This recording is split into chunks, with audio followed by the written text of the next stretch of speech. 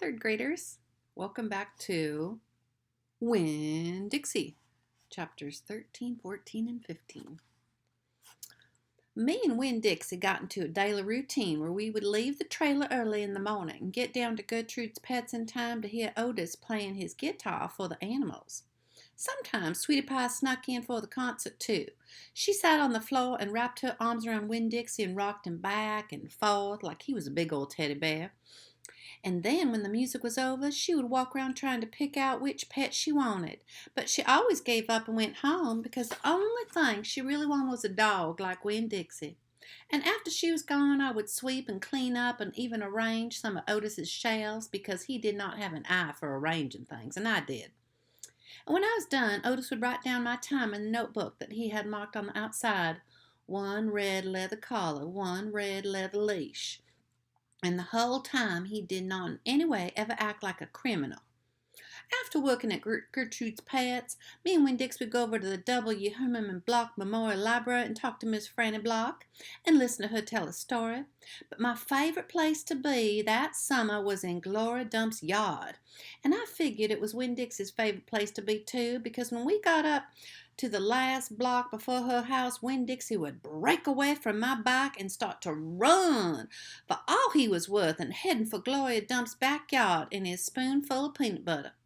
Sometimes Dunlap and Stephen Newberry would follow me. They would holler, "There goes the preacher's daughter visiting the witch." "She's not a witch," I told them. It made me mad the way they would listen to me and kept on believing whatever they wanted about Miss Gloria Dump. One time, Stevie said to me, "Mama says that you shouldn't be spending all your time cooped up in that pet shop and at that library sitting around talking with old ladies. She says you should get out in the fresh air and play with kids your own age. That's what my mama says." "Oh, lay off her," Dunlap said to Stevie. Then he turned to me. "He don't mean it," he said. But I already was mad. I shouted at Stevie. I said, "I don't care what your mama says. She's not my mama, so she can't tell me what to do." "I'm going to tell my mama you said that," shouted Stevie. "And she'll tell your daddy, and he'll shame you in front of the whole church. And that pet shop man, he's retarded, and he was in jail, and I wonder what your daddy knows that." "Otis is not retarded," I said, "and my daddy knows that he was in jail." That was a lie, but I didn't care. "And you can go ahead and tell me if you want, you big bald-headed baby." I swear about wore me out yelling at Dunlap and Stephen Newberry every day. By the time I got to Gloria Dump's yard, I felt like a soldier who had been fighting in a hard battle. Gloria would make me a peanut butter sandwich straight off, and then she'd pour me a cup of coffee with half and milk, and that would refresh me. "But why don't you play with one of those boys?" Gloria asked me. "Because they're ignorant," I told her. "They still think you're a witch, and it doesn't matter how many times I tell them you're not. I think they're just trying to make friends with you in a roundabout way," said Gloria. "I don't want to be their friend," I said. "It might be fun having them boys for friends." "I'd rather talk with you," I said. "They're stupid and mean. They're boys." Gloria would shake her head and sigh, and then she would ask me what was going on in the world and did I have any stories to tell her. I always did. Sometimes I told Gloria the story Miss Franny Block had just told me, or I imitated Otis tapping his pointed boots and playing for all the animals, and that always made her laugh. And sometimes I would tell a story and Gloria Dump would listen to it all the way from beginning to end. And she told me she used to love reading stories, but she couldn't play anymore because her eyes were so bad. "Can't you get some really strong glasses?" I said. "Child," she said, "they don't make glasses strong enough for these eyes." One day, when the storytelling was done, I decided to tell Gloria that Otis was a criminal. I thought maybe I should tell an adult about it, and Gloria was the best adult I knew. "Gloria," I said. She said. "Do you know Otis?" "I don't know him, but I know what you tell me about him." "Well, he's a criminal. He's been to jail. Do you think I should be afraid of him?" "What for?" "I don't know. For doing bad things, I guess. For being in jail." "Child," said Gloria, "let me show you something." She got up out of her chair real slow and took hold of my arm. "Let's the two of us walk all the way back to this yard." "Okay," I said. We walked, and Winn Dixie followed right behind us. It was a huge yard, and I'd never been all the way back in it. When we got to that big old tree, we stopped. Look at this tree, Gloria said. I looked up, and there were bottles hanging from every branch. There's whiskey bottles and beer bottles and wine bottles all tied with a string, and some of them were clanking against each other and making a spooky kind of noise. Me and Winn Dixie stood and stared at the tree, and the hair on top of his head rose a little bit, and he growled with his deep throat. Gloria Dump pointed her cane at the tree. What do you think about this tree? I said, I don't know. Why are those bottles in it? To keep the ghosts away, Gloria said. What ghosts? The ghosts of all the things I done wrong.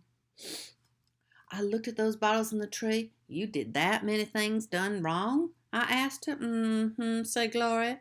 More than that. But you're the nicest person I know, I told her. Don't mean I didn't do bad things, she said. There's whiskey bottles in there, I told her, and beer bottles. Child, said Gloria Dump, I know that. I'm the one who put 'em there. I'm the one who drank 'em. My mama drank, I whispered. I know, said Gloria Dump. The preacher says sometimes she couldn't stop drinking. Said Gloria Dump. That's the way it is for some folks. You get started when you just can't stop. Are you one of those people? Yes, ma'am, I am. But these days I don't drink anything much stronger than coffee. Did the whiskey and beer and wine, did they make you do bad things like the ghosts? Some of them, said Gloria Dump. Some of them I would have done away with alcohol, without it, before I learned. Learn what? Learn what's the most important thing. What's that? It's different for everyone, she said. You found out on your own, but in the meantime, you got to remember, you can't judge people by the things they've done. You got to judge them by the way they are now.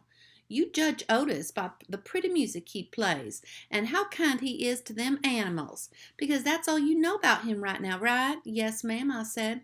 And them Dewberry boys, you try not to judge them too harshly. All right, I said. All right then, said Gloria Dump, and she turned and started walking away. When Dixie nudged me with his wet nose and wagged his tail, then he saw I wasn't going and he trotted after Gloria. I stayed where I was studying in the tree. I stayed there studying, and I wonder if my mama, wherever she was, had a tree full of bottles, and I wonder if I was a ghost to her, the same way she sometimes seemed like a ghost to me. The humming W Block Library's air conditioning unit didn't work very good. There was only one fan, and from the minute me and Winn Dixie got to the library, he hogged it all. He lay right in front of it and wagged his tail and let the fur blow all round him. Some of his fur was pretty loose and blew right off him like a dandelion puff. I wondered about him hogging the fan, and I worried about the fan blowing on him bald. But Miss Franny said not to worry about that. That Winn Dixie could hog the fan if he wanted, and she had never in her life seen a dog more bald by a fan. Sometimes when Miss Franny was telling me a story, she would have a fit. They were small fits, but they didn't last long. But what happened was she'd forget what she was saying. She'd stop and start and shake a little like a leaf. And when that happened, Winn Dixie would go up from the fan and sit right at Miss Franny Block's side. He would sit up tall, protecting her with his ears stand up straight on his head like soldiers. And Miss Franny stopped shaking and started talking again. Winn Dixie would lick her hand and lie back and down in front of the fan. Whenever Miss Franny had one of her fits, it reminded me of Winn Dixie in a thunderstorm. Excuse me, boys and girls. Ollie, get the dog. In a thunderstorm. There are a lot of thunderstorms that summer. Excuse me, boys and girls. That's my dog. Get the dog, please. And we got to holding Winn Dixie whenever they came. I held on him and comforted him and whispered and rocked him just the same way. Just the same way he tried to comfort Miss Franny when she had her fits. Only I held on to Winn Dixie for another reason, too. I held on him tight so he wouldn't run away. It all made me think about Gloria Dump, and I wondered who comforted her when she heard those bottles knocking together, those ghosts chattering, and all the things she'd done wrong. I wanted to comfort Gloria Dump, and I decided that the best way to do that was to read her a book.